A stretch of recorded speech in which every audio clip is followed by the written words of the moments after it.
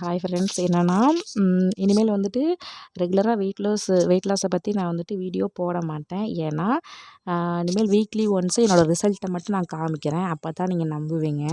நிறைய பேர் சப்ஸ்கிரைபே பண்ண மாட்டேங்கிறீங்க. சரி, ஓகே, என்னோடய ரிசல்ட் வந்ததுக்கப்புறம் கண்டிப்பாக நீங்கள் பார்ப்பீங்க, சப்ஸ்கிரைப் பண்ணுவீங்க.